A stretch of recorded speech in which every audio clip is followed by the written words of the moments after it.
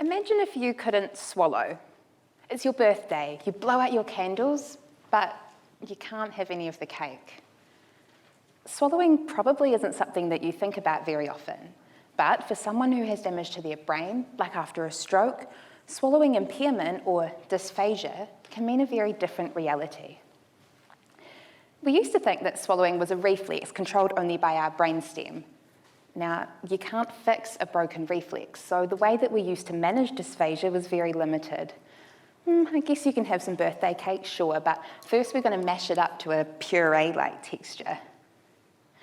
Now we know it's not just our brainstem that we use when we swallow, but actually quite a lot of our brain above our brainstem too.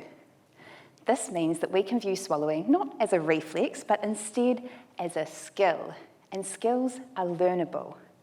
Just like you can learn how to ride a bike, you can learn how to swallow again. We have treatment approaches for dysphagia that are based on this principle that swallowing is a learnable skill.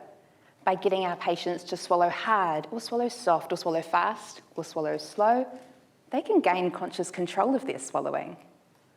The evidence that we have so far for these approaches is pretty promising, and we think that they work because they change the brain, but no one's looked at that yet.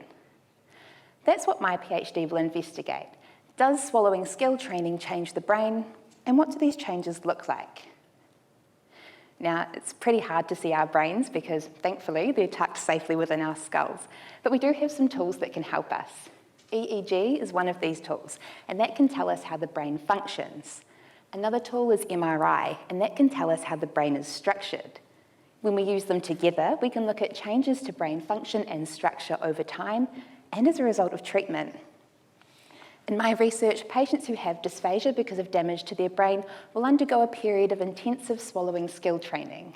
We'll use these tools to look at their brain function and structure before and after the treatment and see what changes there might be.